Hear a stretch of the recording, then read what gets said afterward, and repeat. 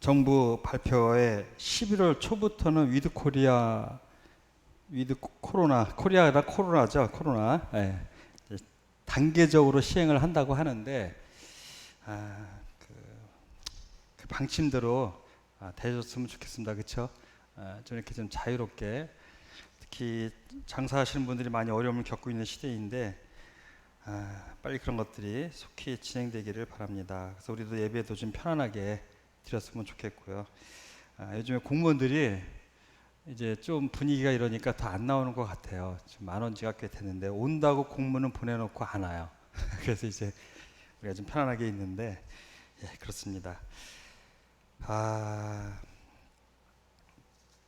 지난번에 제가 스바냐 1장 1절부터 13절까지 말세를 사는 우리에게 말씀하시는 하나님, 그래서 결론이 자신을 돌아보자라는 말씀을 통해 말씀을 드렸습니다. 오늘은 스바냐 1장 14절 18절 여호와의 날이라고 하는 주제로 말씀을 드리려고 합니다. 1장을 다 읽고 싶은 욕심은 있지만 시간이 없어서 우리 1장 14, 18절을 한번 읽고 진행하도록 하겠습니다. 1장 14, 18절. 우리 예찬영대님 마이크 또 앞에 계시네 오늘요. 여기 있네요. 여기 마이크 잡고 한번 같이 읽어주시기 바랍니다. 자, 다 같이 읽겠습니다. 이 온라인으로는 잘 안 들리기 때문에 1장 14절부터 18절까지 같이 읽겠습니다. 시작. 여호와의 큰 날이 가깝도다. 가깝고도 빠르도다. 여호와의 날의 소리로다. 용사가 거기서 심히 슬피 우는도다.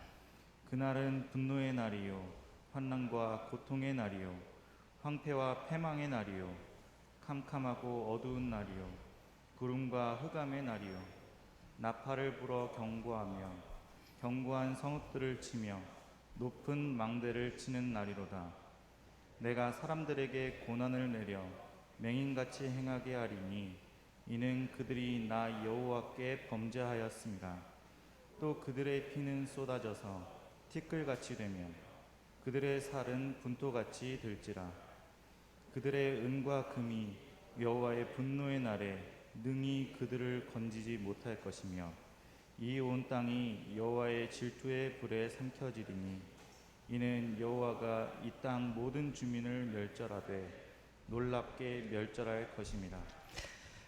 물론 이 여호와의 날이라는 단어 자체가 생소하신 분들에게는 어려울 수 있는데 많이 듣고, 또 우리가 성경 읽기 바이블 리딩 시간에 이 마태복음 24장을 통해 마태복음 24장을 통해서 주님의 오심, 환난 이런 것들을 공부하신 분들은 조금 낯이 있고, 또 공부하신 분들은 더 많이 아시겠죠. 근데 우리가 읽어보니까 어떤 것 같아요? 여호와의 날이 좋은 날인 것 같아요? 나쁜 날인 것 같아요? 좋은 날, 나쁜 날, 주일학기 같은데 좋은 날, 나쁜 날 같죠? 근데 우리에게는 좋은 날이에요. 그러나 세상을 향해서는 나쁜 날이 맞아요. 나쁜 날. 예, 그렇습니다. 그래서 오늘은 이 여호와의 날에 대해서 이 여호와의 날이라고 하는 단어, 이 단어를 주제로 말씀을 전하는 것은 잘 없었던 것 같은데, 저는 한번 요 단어를 통해서 전하고 싶었던 마음들이 있었는데, 자, 스바냐를 1장부터 이제 이렇게 말씀을 좀 전하고 있는데 자연스럽게 이것을 전하는 시간을 갖게 됐습니다.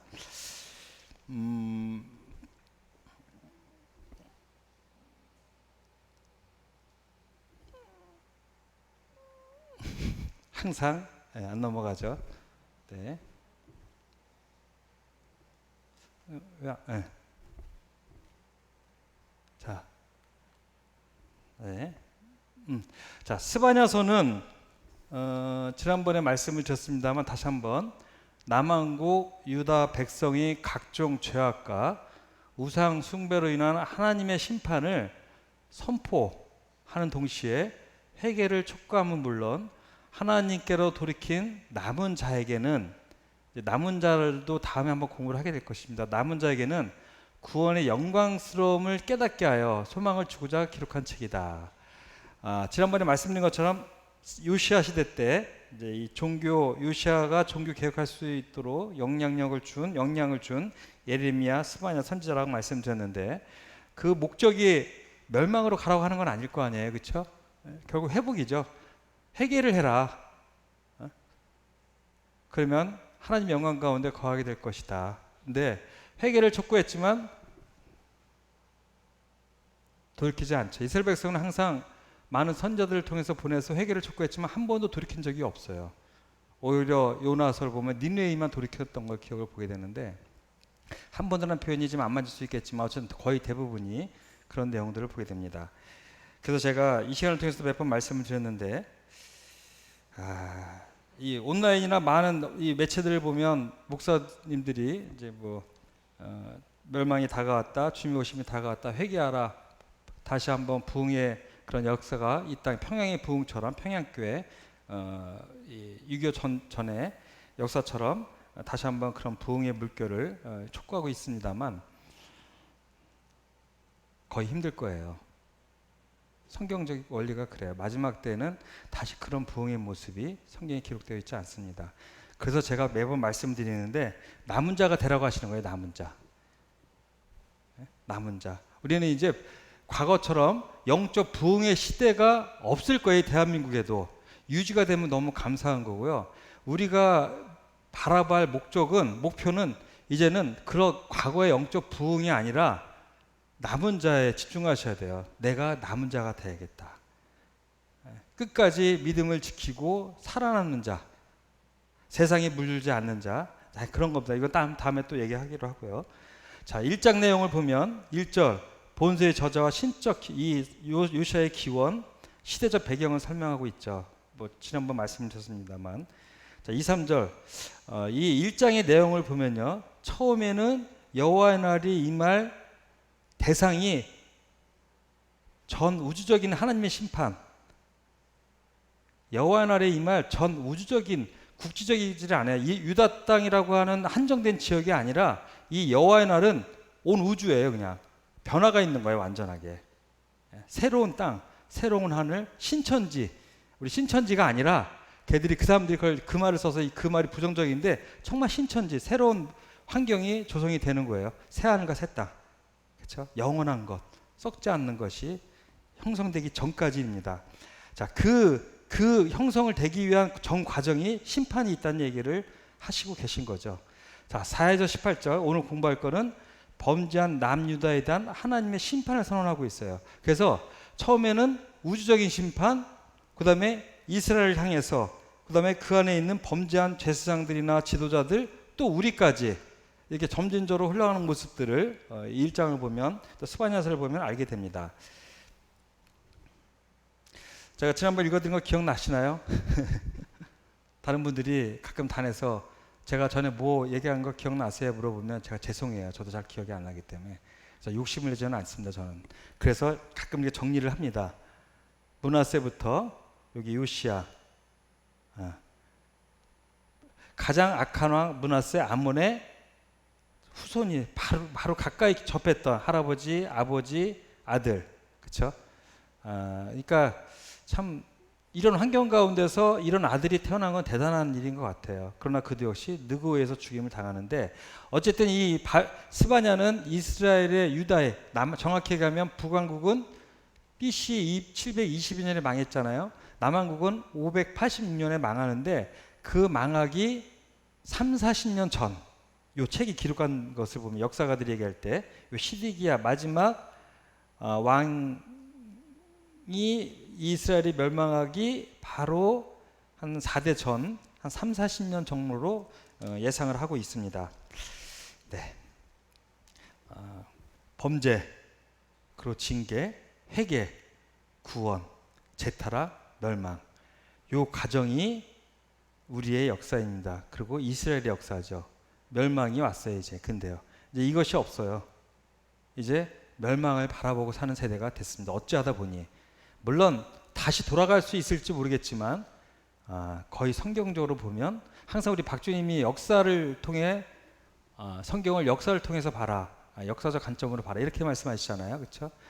우리가 보면 그래요. 그래서 앞으로 다시 이렇게 과거처럼 이 교회가 부흥하고 복음의 역사가 일어나는 시대는 많이 힘들 것 같아요. 이제는 타락 가운데서 멸망을 바라보고 있는 것이 성경적 관점으로 보여집니다.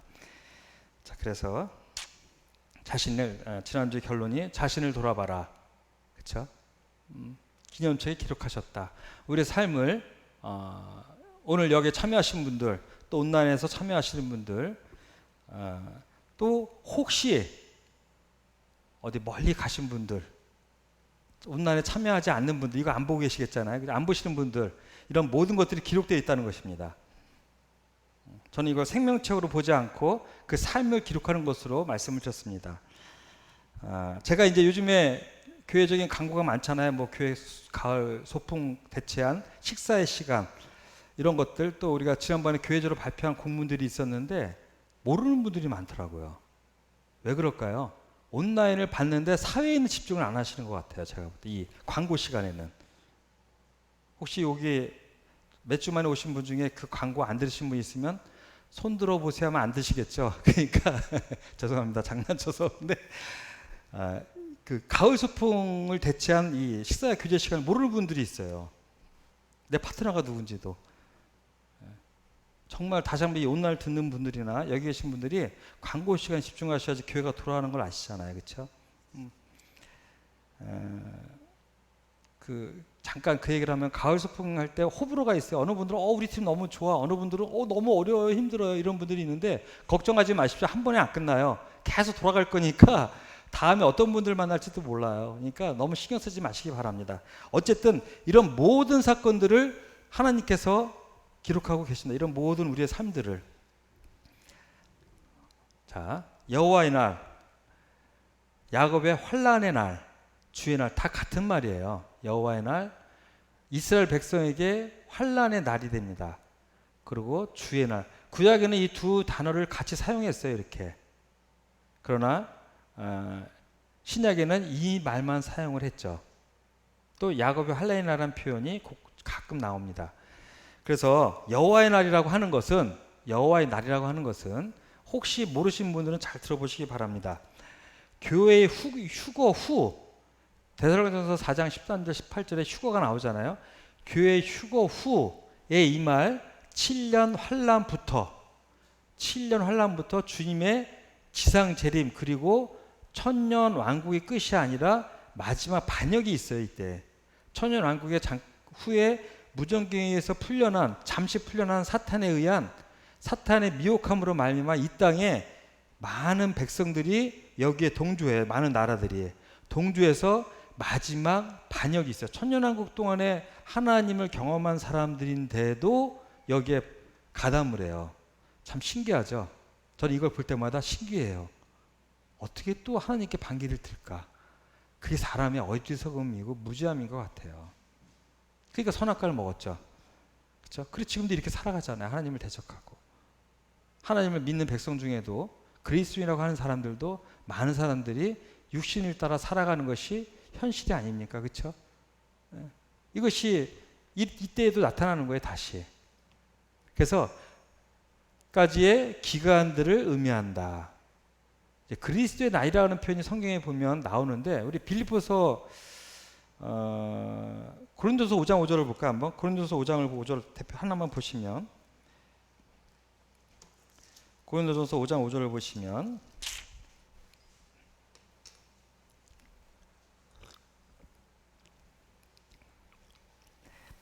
자, 이 출교에 대해서 얘기를 하시는데요. 이런 자를 사단에게 내어 주었으니 이는 육신은 멸하고 영은 주 예수의 날에 구원을 받게 하려 함이라. 자, 여기서 주 예수의 날, 그리스도의 날, 별 같은 말인데요. 주 예수의 날, 이거는 약간 달라요 개념이. 이 전후 문맥을 잘 보시면 이거는 주님의 심판대 앞에요. 주님 오실 때를 말하고 있거든요. 곧 주님의 오심, 주님을 만날 때를 얘기하고 있는데 집중하고 있어요. 그래서 이렇게 구분하시면 돼요. 전후 문맥을 봐서 주의 날, 그리스도의 날이라고 하는 것들은 이제 여기에 주 예수의 날, 주 예수의 능력으로 잠깐만요. 주 예수의 날에서 주의 날이라고 안 하고 그리스도의 날, 주 예수의 날 이렇게 좀 다르게 표현을 하셨는데 요거는 전후 문맥을 보면 주님의 오심에 집중하고 있는지 포괄적인 의미인지를 잘 구분할 수가 있어요. 좀 제가 예를 좀 더 예문을 들어드릴 테니까 그때 한번 다시 보시겠습니다. 그래서 왜 이렇게 늘어졌지 이게? 제가 넘길 때는 안 그랬던 것 같은데 하여간 자 그래서 다시 한번 여호와의 날은 뭐라고요? 휴거 후 7년 환란 지상재림 자 7년 환란 끝부분에 주님의 지상재림이 있잖아요.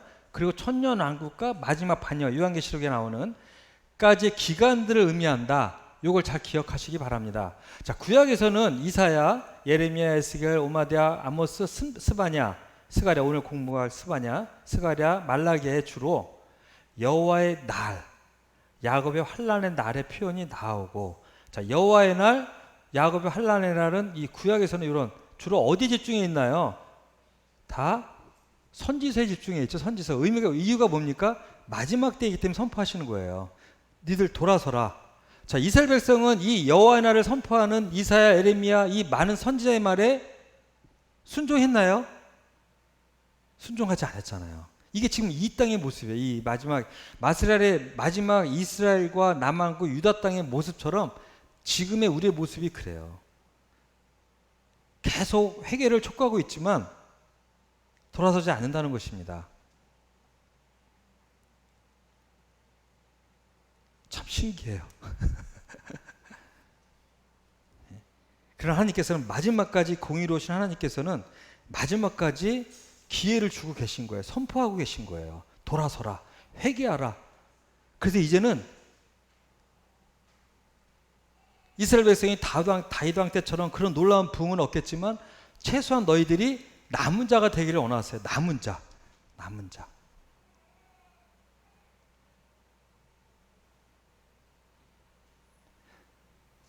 정말 남은 자가 되기 위해서 우리 노력해야 돼요. 제가 지난번 말씀을 드렸지만 저도 이 죄악된 세상, 이 안락한 세상에서 제 육신과의 다툼이 있어요. 제 안에요. 끊임없이 다투고 있어요. 같이 편해지고 싶거든요. 같이 즐거워지고 싶거든요. 예레미야 15장 말씀 읽어드렸잖아요. 그들의 포도주와 그들의 잔치에 내가 참여하지 않았대. 예레미야가. 시디기할 때 이스라엘은요. 남한국 유다는요. 나름 잘 살았어요. 나름 안정을 취하고 꾀하고 안정으로 가고 있었어요. 11년 동안에. 그래서 권력자들, 지배자들은 편안한 삶을 살아갈 수가 있었어요. 실제로. 근데 예레미야는 그때도 그들과 함께하지 아니하고 뭐라고 그랬죠? 슬픈 자리에. 우리 한번 읽어볼게요. 좀 정확하게. 이런 걸 다 외워서 얘기하면 얼마나 좋을까만은 그게 안 되네요. 예레미야 15장 16, 17절 찾아보지 마시기 바랍니다. 제가 읽어드릴게요. 자, 예레미야 15장 16절에 보시면 내가 주의 말씀을 얻어먹었사오니 주의 말씀 내게 기쁨과 내 마음의 즐거움이라. 말씀을 먹고 그것이 내 기쁨과 마음의 즐거움이라. 내가 기뻐하는 자의 모임 가운데 앉지 아니하며 즐거워하지도 아니하고 기쁜 자의 모임 향락에 빠지지 아니하고 계속 말씀으로 하나님으로만 만족하고 이 마지막 때를 예레미야는 보내고 있다라고 고백하고 있는 거예요. 이것이 쉬운 일이 아닌 겁니다. 예레미야도 어려웠어요. 사도 바울도 어려웠고 우리 모두가 쉬운 길이 아니라는 거예요. 같이 편안하고 싶죠? 같이 즐기고 싶죠? 그리스도인의 삶을 그저 기뻐하고 즐거워하는 것만 생각하시면 안 됩니다. 그렇죠? 선을 행하되 고난받는 것이 하나님의 뜻이라고 분명히 말씀하셨어요. 선을 행하는 것은 고난이 따라온다는 얘기예요. 이 땅에서 우리가 막 지금은 모르겠습니다. 아직까지는 그리스도인이라서 막 칼을 찌르고 이런 것지는 않잖아요. 그렇죠? 그러나 무슨 고난을 받고 있나요? 그 편안한 세상에서 같이 안락을 추구하지 못하는 이 자체가 고난인 것 같아요. 제가 볼 때는요. 절제하고 말씀에 순종하려는 삶이 정말 고난인 것 같아요.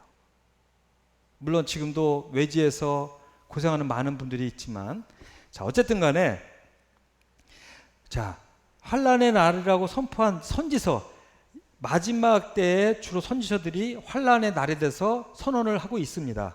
그렇죠? 자 신약에서는 뭐죠? 신약에서는 보면 신약에서는 어디에 나오나요? 주의 날이라는 표현으로 나오고 있습니다. 데살로니가전서 4장 13, 18절에 또 데살로니가후서 2장 1절과 2절, 베드로서 3장 10절.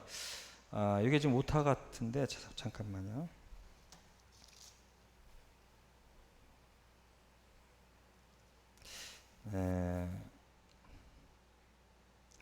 왜 이게 이렇게 됐는지 모르겠는데 여기 보면 주의 날을요. 데살로니가전서 5장 2절 3절을 보시기 바랍니다. 5장 2절 3절. 데살로니가전서 5장 2절 3절로 참고하시면 됩니다. 약간 오타가 났는데요. 자, 데살로니가후서 2장 1절부터 2절, 베드로서 3장 10절 등의 주의 날이 표현이 나옵니다. 자, 그래서 신약에선 왜냐하면 신약의 주인공은 누구죠? 그리스도세요, 그리스도. 그래서 하나님은 구약의 주인공은 하나님이세요, 실제로. 그러나 신약의 주인공은 예수 그리스도이시기 때문에 하나님께서는 주의 날이라고 표기하신 것 같아요, 제 생각에는. 여호와의 날이라고 안 하고, 신약에 여호와의 날이라는 표기가 없잖아요. 이 신약은 예수 그리스도의 날 시대예요, 시대. 자, 그래서 어쨌든 자, 다시 한번 여호와의 날은 뭐죠? 휴거 후에 천년왕국 이후 약간의 반역, 그 기간을 통틀어서 여호와의 날이라고 한다. 여호와의 날, 주의 날 이렇게 구분을 하시고 보시면 됩니다. 그래서 제가 이거 지난번에 한번 보여드린 건데 역사적 전천연설은 일반 교계, 장로교나 이런 교회를 얘기하고 있고요. 자, 우리 세대주의적 전천연설에 보면 주님의 초림, 재림이 있잖아요.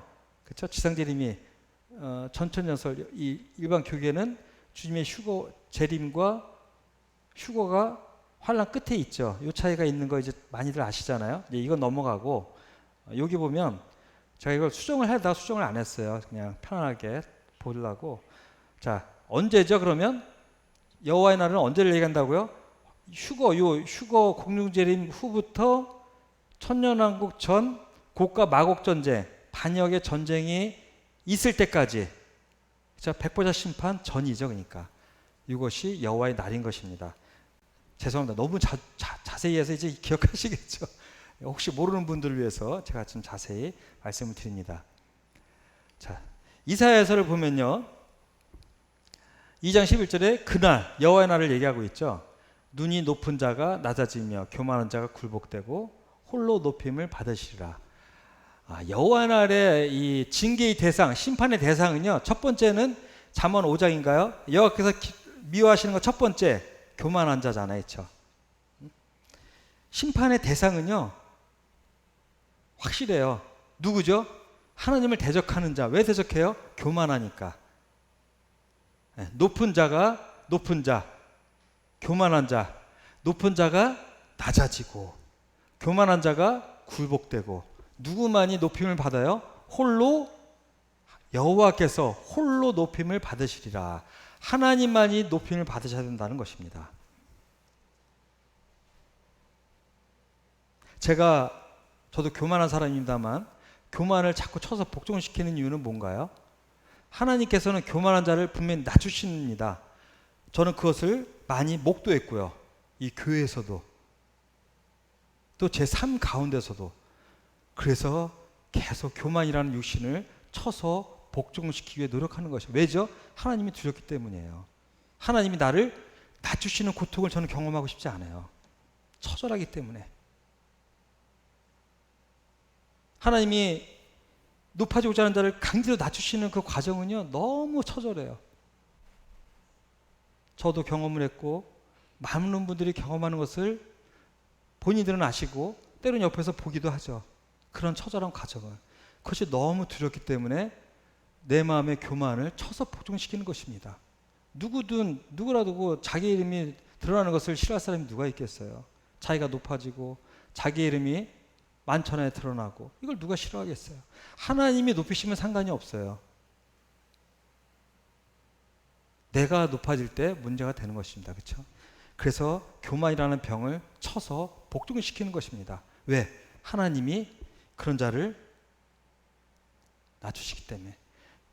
이 여호와의 날만 그런가요? 이 교회도 그래요. 교회도. 영적인 사람 가운데도 그래요. 자, 그래. 굴복되고 홀로 높임을, 하나님만 높임을 받아야 된다. 대저 만군의 여호와의 날이 모든 교만한 자와 거만한 자와 동일한 말들이잖아요. 교만하고 거만하고 스스로 높이는 자에게 이 말이니 그들이 나자리라. 굴복된다는 표현이죠. 굴복. 모든 만민이 그를 찌른 자도 볼 것이 그랬잖아요. 주님을 찌른 자들도 온 천하가 하나님과 우리 주 예수 그리스도와 성도 앞에 굴복할 것입니다. 우리까지 거기 포함이 돼. 이제 우리 앞에 굴복할 것입니다. 자, 너희는 애곡할지어다. 애곡하게 되죠. 애통하죠.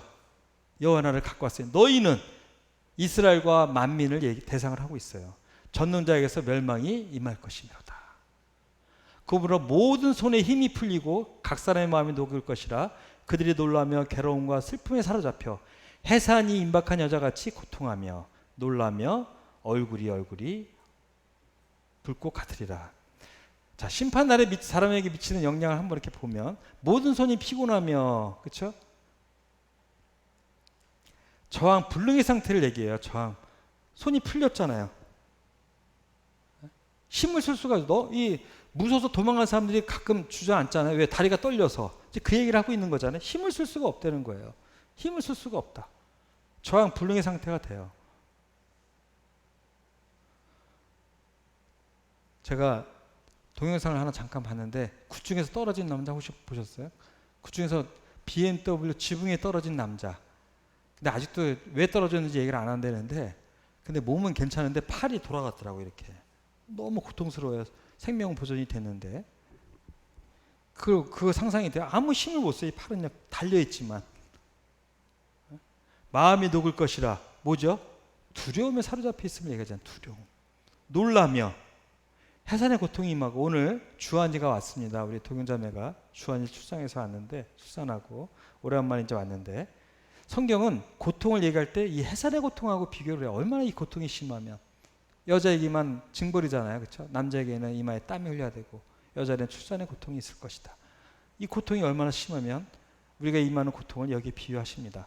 얼굴이 불꽃 같고 피가 얼굴에 솟구침의 표현으로 극도의 불안감을 얘기한다고 그래요. 극도의 불안감. 자, 여호와의 날은요 이런 상태예요. 저항 불능의 상태, 두려움, 놀라고, 그 고통이 얼마나 심한지 여인들이 해산의 고통과 같고 두려움으로 극도의 불안감에 빠지는 모습을 우리는 볼 것입니다. 우리는 봐요. 여기에 위로를 받으시기 바랍니다. 자, 이것은 여호와께서 보복하시는 날이요 시온의 송사를 위하여 신원. 시온 이스라엘 백성보다 우리죠. 우리가 송사했어요. 송사했더니 하나님께서 보상해 주시는 날이에요. 우리가 지금 이 땅에서 받는 이런 어려움, 괴로움, 무시, 비난, 때로는 저희 무슬림 이 이슬람 지역에서 일어나는 그런 잔인함, 살해, 이 모든 것들에 대한 보상이 있는 날이에요. 여호와의 날은. 그러니까 우리에게는 축복의 날이요 그들에게는 저주의 날인 것입니다. 여호와 날이 그래요. 보상, 회복하시는 해라. 그래서 여호와께서 그의 군대 앞에서 지르시고 그의 군대 앞에서 여호와의 소리, 이거 한번 들어보고 싶지 않으세요? 어떤 소리가 일어날까? 여호와의 소리. 온 우주 만물의 주인 되시는 그 아버지 하나님의 소리가 그 군대를 이끈다는 얘기예요. 그 군대. 소리를 지르시고 여호와께서 친히 지르시고 그의 진영은 힘이 크고 그의 명령을 행하는 자. 자, 우리는 항상 이 구약의 선지서를 보면 그 명령을 행하는 자는 항상 바벨론이에요. 북왕국은 아수르요. 그러나 궁극적으로는 누구죠? 그리스도와 성도. 자꾸 잘리는지 모르겠는데. 예. 그리고 여기 때 있네요. 이게 그리고 천군. 데살로니가서 1장 7절에 보면 천사와 함께 임하시는 예수 그리스도를 얘기하고 있고요. 요한계시록 19장 11절 14절에서 보면 성도와 함께 임하시는 예수님을 얘기하고 있어요. 백마를 탄 그분, 진실과 공의께서 성도와 세마포를 입은 성도와 함께 임하세요. 그의 군대라고 표현했는데 바로 우리를 얘기하고 있거든요. 그래서 주님이 지상재림은 1장 이 천사, 데살로니가서 1장 7절의 천사, 계시록에서는 그리스도와 성도. 한번 찾아보실까요? 또 시간은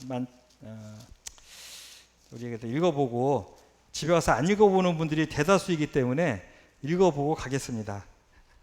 19장 14절에 보면, 자 11절에는 뭐가 나오죠? 요한계시록 19장 11절, 보라 백마와 그것을 탄 자가 있으니 그 이름은 충성과 진실이라. 진실하신 분은 오로지 그리스도밖에 안 계세요. 내가 진리와 생명이니. 진실하신 그분, 충신, 하나님께 온전히 충실하신 분은 예수님밖에 안 계시죠. 그가 공의로 심판하며 싸우더라. 그 다음에 14절, 하늘에 있는 군대들이 희고 깨끗한 세마포 옷을 입고, 이 세마포 옷을 입은 자는 성도를 얘기하고 있습니다. 백마를 타고 그를 따르더라. 유다서에 보면 주님과 함께 임하는 성도들, 일만 성도를 상징하고 있잖아요. 그러나 데살로니가서 1장 7절을 보면 천사를 같이 또 얘기하고 있어요. 그리스도와 성도와 천사들이 이 땅에 임합니다. 이것이 지상재림의 위대한 모습이에요. 일반 교계 세계화는 환란 끝에 휴거가 돼서 다시 내려오는 게 아니라 환란 전에 휴거가 돼서 환란 후에 천년왕국 이 혼인 잔치가 있고 주님과 함께 내려오는 것입니다. 올라갔다 바로 내려오는 게 아니에요. 환란 끝에 휴거가 있다면 올라갔다 바로 내려와야 돼요. 그렇죠? 얼마나 복잡해요. 그게 아니라 네, 그렇습니다. 그리고 천군은 강하니 여호와의 날이 크고 심히 두렵도다. 당할 자가 그 누구이랴. 아무도 당할 자가 없는 것입니다. 우리 스가랴서 14장을 볼까요? 참 잘 표현된 게 이 스가랴서인데, 그래서 자꾸 스가랴서를 자꾸 읽게 되는데, 다시 한번 읽어보겠습니다. 스가랴서 14장 1절 3절을 읽어보시면,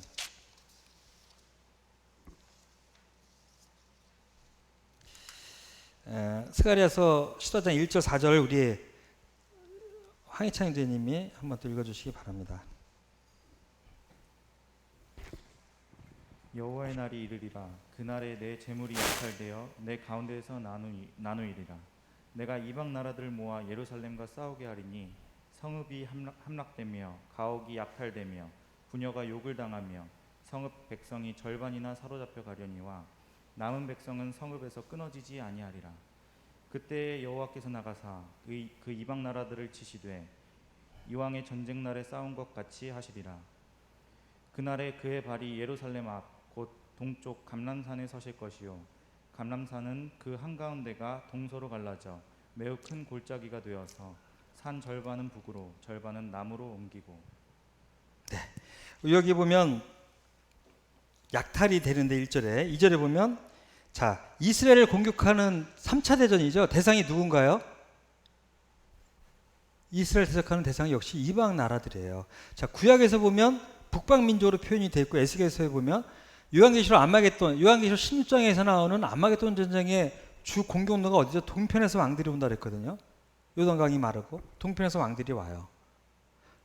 북방, 동편. 그러면 누가 생각이 나나요? 뭐 학자들이 얘기하는 것처럼 러시아, 중국, 그렇죠? 모르겠습니다만 이건 계시록이기 때문에. 자 어쨌든 북방, 동방에서 이방들이 와요. 이 구약과 신약을 보면요, 계시록을 보면. 근데 성읍이 함락되죠. 후 3년 반을 얘기하죠 이때는. 요한계시록 12장에 보면 그들이 그냥 잠깐 보실까요? 12장 요한계시록 12장에 보면 14절 12장 14절을 보면 오늘 좀 처음 보는 분들은 어려울 수 있을 텐데 그냥 한번 개념만 잡으시기 바랍니다. 13절부터 보면 용이 자기가 땅으로 내쫓긴 것을 보고 남자를 낳은 여자를 박해하는지라. 땅으로 사단을 얘기하잖아요. 사단이 땅으로 쫓겨서 그 여자를 낳은 이스라엘을 박해했어요. 14절에 그 여자가 큰 독수리의 두나개를 받아. 이거는 어느 학자들은 뭐 비행기다라고 얘기하는데 모르겠습니다만 광야 자기 곳으로 날아가서 거기서 그 뱀의 낫을 펴 한 떼와 두 떼 반 떼를 양육받으리라. 후 3년 만에 이스라엘 백성은 견디지 못하고 피신을 해요. 광야로. 누구를 의지해서? 독수리의 두나개를. 성경에서는 독수리는 그리스도를 상징하고 있는데요. 어쨌든 자 이것은 미래에 일어나기 때문에 이것처럼 이스라엘 백성은 함락이 될 정도로 처절하게 당해요. 후 3년 반에는 누구에게? 이방 민족들에게 처절하게.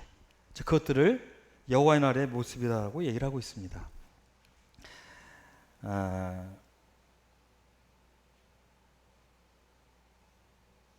자, 우리 그러면 자, 신약을 한번 볼까요? 신약에서 뭐라고 표현되어 있죠? 형제들아 때와 시기에 관하여 너에게 쓸 것이 없으면 주의 날이 밤에 도둑같이 이를 줄을 너희 자신이 자세히 알기 때문이라.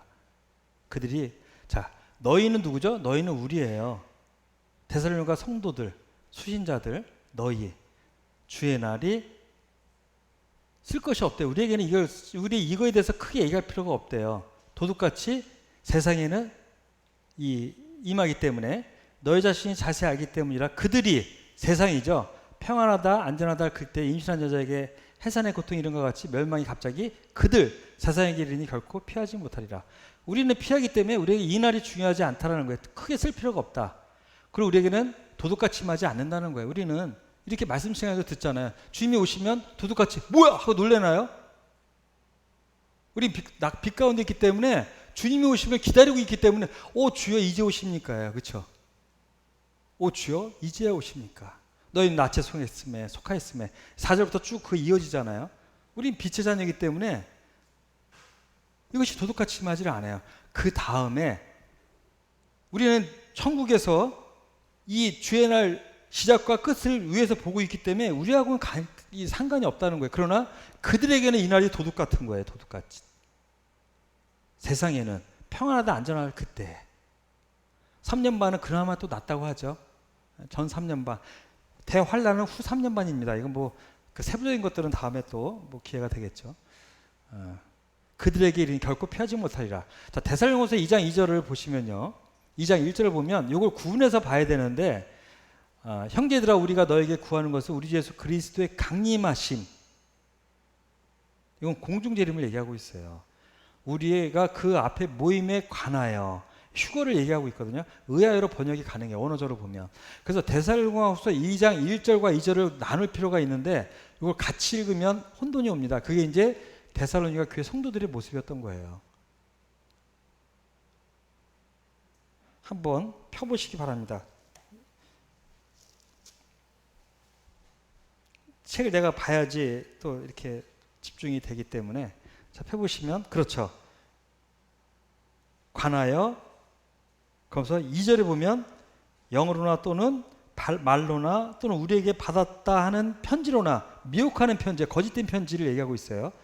주의 날이 이렇다고 해서 쉽게 마음이 흔들리거나 두려워하거나 하지 말아야 한다는 것이라. 전서에서도 이미 주의 날에 대해서 집어줬는데 데살로니가 성도들은 여전히 이거에 대한 구분이 안 되고 혼란과 두려움이 있었어요. 왜? 그 당시에 이 성도의 삶은 뭐죠? 고난이었어요. 그렇죠? 그 다음에 로마의 핍박으로부터 또 성도라고 하는 이 어려움으로부터 너무 삶이 어려우니까 주의 날이 이르렀나라는 혼란에 빠진 이 데살로니가 성도들에게 이 전서와 후서를 쓴 주 목적 중에 하나거든요. 그래서 사도 바울은 데살로니가서 2장 1절과 2절을 구분을 하고 있는 거예요. 우리 한번 같이 읽어볼까요? 이거 후서 2장 1절을 시작. 우리 주 예수 그리스도의 강림하심과 우리가 그 앞에 모임에 관하여 영어로나 또는 말로나 또는 우리에게서 받았다는 편지로나 주의 날이 두려워하거나 하지 말아야 한다는 것이다.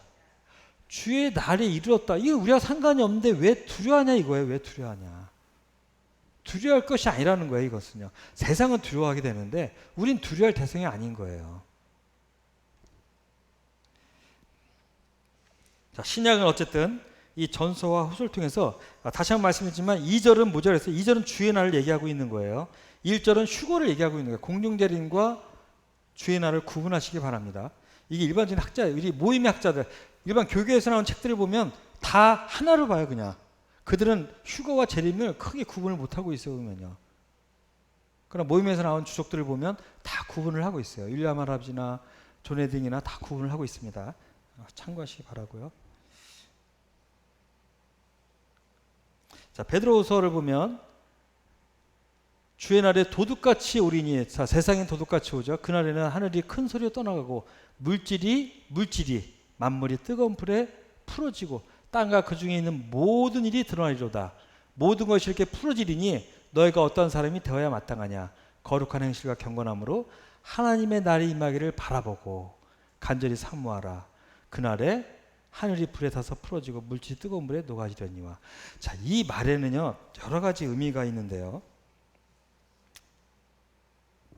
뭐 좀 이따 다시 한번 찍겠습니다만, 주의 날이 오는데 주의 날이 오는 건 우리에게 축복인데 어떤 문제가 있나요? 하나님께서 영혼을 준비하는 기간을 이 땅에서 허락하셨는데 그 기간이 끝이 난다는 얘기예요. 이제 내가 어떻게 살아야 할지를 결정하는 선택의 기간이 끝이 나요. 그게 문제인 거예요. 그게 이해가 되시죠? 세상에게는 심판인데 우리에게는 내가 영혼을 준비하는 기간의 끝이 된다는 얘기예요. 버스가 떠나버렸어요. 이제 후회해도 소용이 없어. 내가 더 주님을 사랑하고 경외하고 헌신할 거는 후회가 필요가 없는 시대가 온다는 것입니다. 베드로는 지금 그걸 찍고 있는 거예요. 너희가 마지막을 어떻게 살아야겠느냐. 주님 오실 때 후회하지 말란 얘기예요. 주의 날은 세상에게 심판이지만 너에게도 그리스도 심판대 앞에 서는 날이라는 거예요. 어디에? 그리스도 심판대 앞에. 자, 스바냐서의 여호와의 날. 제가 좀 정리를 했습니다만 2절에서 보면 여호와께서 이르실 때 내가 땅 위에서 모든 것을 진멸하리라. 모든 것, 전 우주적인 것이죠. 사람, 짐승, 진멸, 공중의 새와 바다의 고기와 거치게 하는 것과 악인들을. 자, 주 여호와 앞에서 잠잠할지어다 이는 여호와의 날이니 가까웠으므로 여호와께서 희생, 유다를 준비하고 이제 세상이죠. 앞으로는요. 희생을 준비하고 그가 청할 바벨론. 자, 이 당시에는 바벨론이죠. 그러나 그리스도와 성도와 그리고 천군 자들을 구별하셨습니다. 여호와의 희생의 날에 내가 방백들과 왕자들과 이방인의 옷을 입은 자들을 벌할 것이며 지도자들과 지난번 말씀드렸잖아요. 그리스도로 입지 않고 이방인의 옷을 입은 자들을 벌할 것이다. 그리고 아까 읽은 이 스바냐 1장 14절 18절 그 말씀에 해당하는 높아진 자들, 이 14장 1장 14절부터 18절을 펴보시면 대상이 여기도 16절에 보시면 견고한 성읍이에요. 성읍만 믿고 안주하는 자들. 야, 하나님이라도 이 성읍을 무너뜨릴 수 없어. 그래서 그들에게 고난을 내려 맹인같이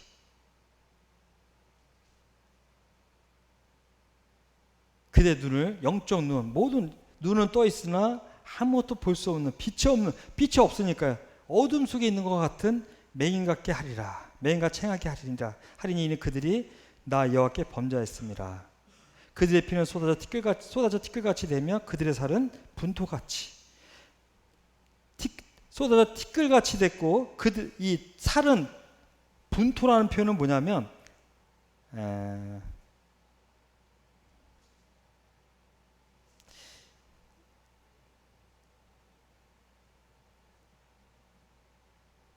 이 내장과 창자가 이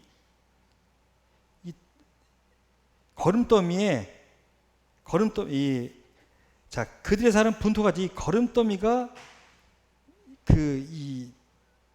뭐라고 해야 되나 이렇게 땅에다 뿌리면 팍 흩어지는 것처럼 아니면 또 이 내 살이 이 거름처럼 더러워진다는 얘기죠. 이 그들의 살은 분토같이 거름더미니까요. 정말 보잘것없는 것 같이 이게 더 맞겠네. 보잘것없는 것 같이 거름과 같이 더럽힘을 다 받을 것이다 라고 얘기를 하고 있는 거죠. 그래서 18절에 은과 금이 여호와의 분노의 날에 능히 그들을 건지지 못할 것이며 여호와의 질투에 불에 삼켜지리니 그냥 이 재물 이런 모든 것들이 그들에게 그들을 구원하지 못할 뿐 아니라 여호와 앞에 다 녹아버릴 것을 얘기하고 있는 것입니다.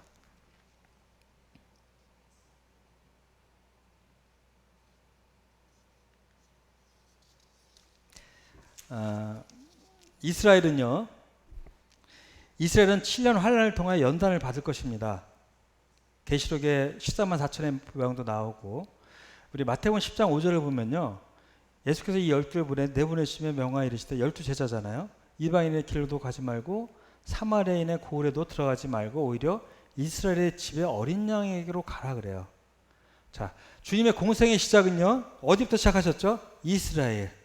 그러나 그들이 거부함으로 그 복음이 우리에게 왔잖아요. 그렇죠? 그리고 이스라엘은 지금 방치된 상태예요. 방치된 상태. 근데 언제 그들을 또 다스리시나요? 이 환난 중에. 주님을 거절함으로 중단되었던 이 사역, 환난이 다시 시작합니다. 이스라엘을 연단하세요. 그때. 그들은 환난을 통과하면서 아까 읽었던 것처럼 고난 가운데 거하면서 하나님을 찾게 되고 자기가 찌른 그 예수가 메시아임을 깨닫게 될 것입니다. 그래서 많은 이들이 13만 4천처럼 구원을 받죠.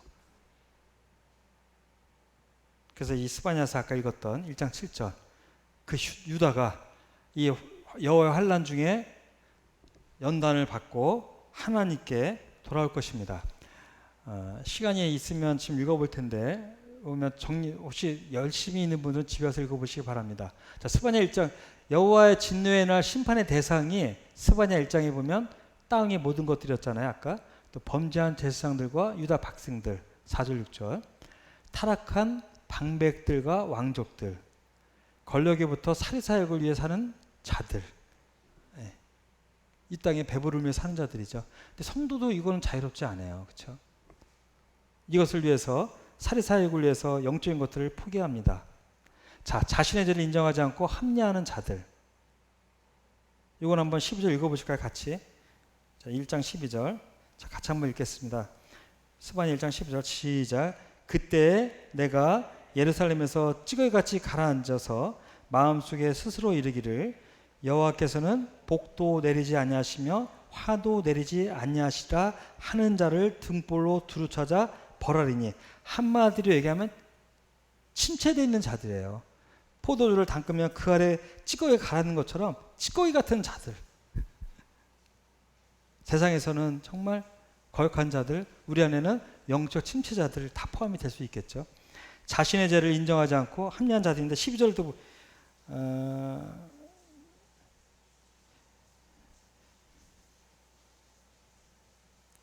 이 12절 하반절이 중요하죠. 마음속에 이르기를 여호와께서는 복도 내리지 아니하시며 화도 내리지 아니하시라 하는 자를. 자, 복도 화도 뭐죠? 그분은 그렇게 두려운 분이 아니야. 그리고 대충 넘어가시는 분이야. 그리고 살아보니까 주님 믿어봤는데 별로 복도 주지 않으셨어. 어떤 어려움이 오면 그 어려움이 왜 왔는지를 봐야 되는데 어려움을 준 그거에만 집중을 하니까 왜 나에게 살아계시다면 이 어려움을 주십니까? 내가 자녀라면서요. 왜 나에게 이런 어려움을 주세요? 이런 자들을 하나님이 벌하실 거예요, 분명히. 자, 그 다음에 16절 우리가 읽었던 교만한 자들. 이런 자들이 여호와 진노의 날 심판의 대상이 되는 것입니다. 마지막 교회를 보면요. 자, 베드로서 4장 17절 잘 아시는 말씀이죠. 저도 단에서 한두 번 얘기했던 기억이 있고 양육 시간에 많이 얘기합니다. 하나님의 집, 교회를 얘기하죠. 교회에서 심판을 시작하셨다. 자, 심판은 언제 시작했죠? 이건 여호와의 날이 아니에요.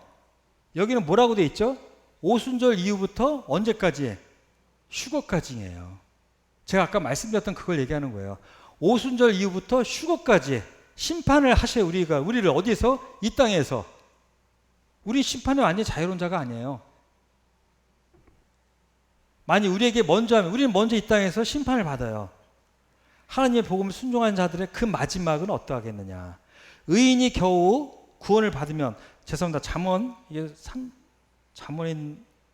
죄송합니다. 이거 말투선서 맞네요. 또 의인이 겨우 구원을 받. 우리는 정말 그리스도의 보혈로 겨우 구원을 받은 자입니다. 착각하지 마시기 바랍니다. 우리가 은혜로 구원받은 거예요. 행위가 아니에요. 행위로면 그 앞에 나갈 자가 없잖아요. 그렇죠? 우리는 겨우 구원을 받았어. 왜? 그리스도의 보혈 때문에.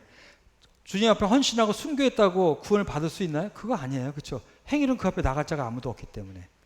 좀 열심히 산 차원이 다른 것뿐이지.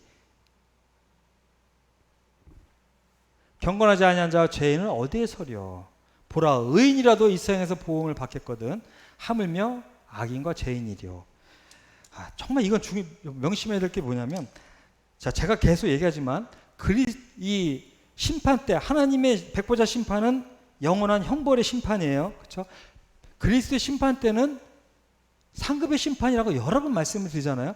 거기에는 징계의 심판 때가 아니에요. 단 상급을 받냐 안 받냐에 그런 부끄러움이 있겠죠. 자, 그래서 하나님께서 공의로우셔서 이 땅에서 그 심판대 앞에서 떳떳하게 만들기 위해서 계속 달려나오고 계신 거예요.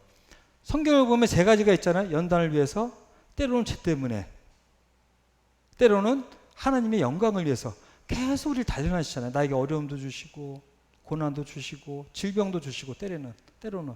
왜죠? 이 땅에서 심판이에요. 그게 이 땅에서 내가 육신을 입고 있기 때문에 아직 연약하기 때문에 하나님을 더 알기 원해서 하나님은 계속 나를 만들어 가시죠. 만들어 가세요. 그래서 제가 거듭 말씀을 드리는 거예요. 이 심판은 우리에게 지금 있는데 이걸 영원한 구속하고 분명히 오해하지 마시기 바랍니다. 우리 영원한 구속을 받았는데 이 땅에서 하나님께서 우리를 만들어 가신다는 얘기예요. 그 성경은 심판이라고 표현을 했어요. 아예 심판. 너희는 지금 심판 중에 있다. 세상은 끝날의 심판이 있다. 백보자 심판 때. 너희는 지금. 그래서 지금 그 악한 자들이 때로 잘 살기도 하는 거예요. 그들은 아직 보류 중에 있는 거예요. 우리가 보기에 잘 사는 것 같죠? 그들은 영원한 심판을 받을 거예요. 우리 지금 이 땅에서 심판 중에 있는 것입니다. 그래서 제가 거듭 말씀을 드리는 거예요. 자, 연단을 위한 심판은 받을 필요가 있어요. 주님이 이런 걸 알게 하기 위해서 나에게 이런 어려움을 주시는구나. 죄의 심판은요, 처절하고 본인도 괴로워요. 내가 또 하나님에게 매를 맞는구나.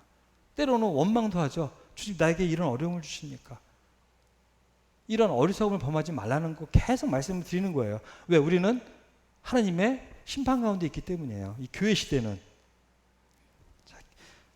그래서 여호와의 날에 심판의 대상은 누구라고요? 세상.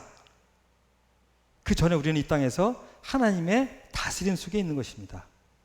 이걸 기억하시고 오늘도 내일도 주님이 오시는 그날까지 남은 자가 되기 위해서 영적 충만한 자가 되기 위해서 노력하는 우리가 되어지기를 소망합니다. 감사합니다.